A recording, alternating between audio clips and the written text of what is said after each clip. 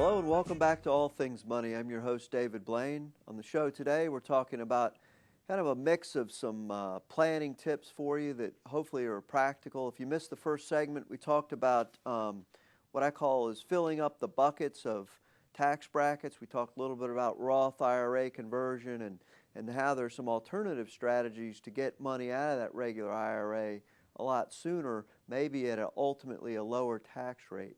If you missed that, head on over to our website, dlblain.com. We'll post an archived copy of it in a week or so.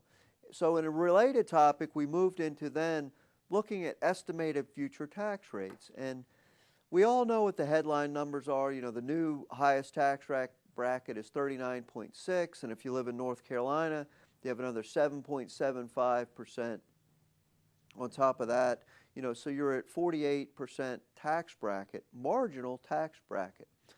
So when you're doing your tax planning and you're looking at different strategies and things like that, yes, that number is important. And by the way, I think it's too high. That's a topic for another day. But when you're doing your tax planning, you really can't do it on a shortcut. You've got to pull out that 1040 and you need to see what your effective rate is. And to figure that, you simply take your tax paid, and I don't have the form in front of me, but I think it's somewhere around line 40-something. It's on the back side. It says, you know, income tax due. Once again, not the self-employment tax. Self-employment tax is added on. It's another 15.3% if you're self-employed, but for purposes of today's discussion, we're going to talk about just the income tax rate for planning. So you take that taxable number and you divide it by your total income, which is on the front side of your 1040, the line that says total income.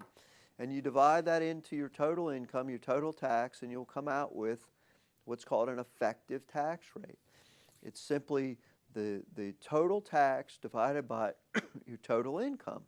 It's going to be vastly different for different people, the effective rate of tax you pay. You can have some people making, and I guess this was the argument, you know, that Warren Buffett has always made, although he's not quite accurate because they're factoring in payroll taxes, but you could have someone that has total income of $500,000 and pay an effective tax rate of 8 or 9%. If they have a lot of adjustments to income are things like health savings account, self-employed retirement plan contributions, IRA deductions, things like that. You go over on the back side of the 1040, you get to subtract your itemized deductions, and then you have certain tax credits and things like that. And so you can have two people with the same total income that pay vastly different amounts of income. And that's why planning with the marginal rate can be somewhat dangerous. To get a little bit more accurate, we like to look at what's the effective rate that someone is paying. It's also a problem with the tax code is you have two people with the same income that pay vastly different tax rates. You know, people, you know, we help people all the time minimize their taxes, and knowing how taxes are paid and the different deductions and how to structure your income, you can take the same gross amount of income and pay a vastly lower tax rate. So when you're doing your planning and you're looking at strategies, make sure you're looking at your effective tax rate. Sometimes tax planning strategies that look great at the marginal rate, for example, investing in municipal bonds.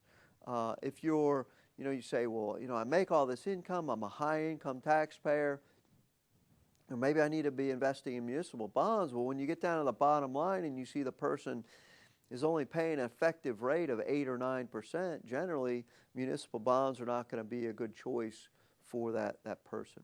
Anyway, so that's the second point, is make sure you're looking at not only the marginal rate you're paying, but your effective rate.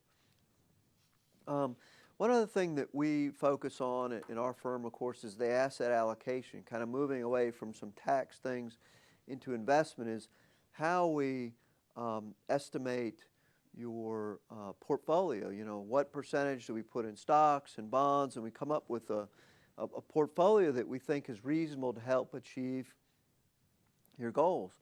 Well, one thing that I see all the time people do, and we try to take into account, if you have your money in an IRA, an IRA, some sort of tax deferred vehicle that you still owe tax on, you should be looking at the after-tax amount of that. So for example, let's say you have this $1 million IRA and you're trying to do your asset allocation. You want so much in stock and so much in bonds. Let's say you have $1 million in an IRA and $1 million outside of an IRA. Well, and you say, I want to be 50-50, so I'm going to put my bonds in the IRA and I'm going to put my stocks in the taxable account. The reality is that $1 million in the IRA is not all yours. You may think it is, and you may get a statement every month saying $1 million, but the reality is you owe tax on that amount.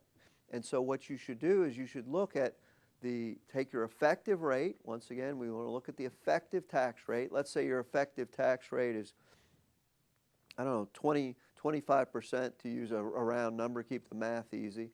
So the value, the after-tax value of your IRA is $750,000, not the $1 million that you're showing on your account balance. And so if you were trying to be 50-50, you would actually be, you'd have $750,000 after tax in your IRA, which is 43%, and you'd have 57% of your money in the taxable account.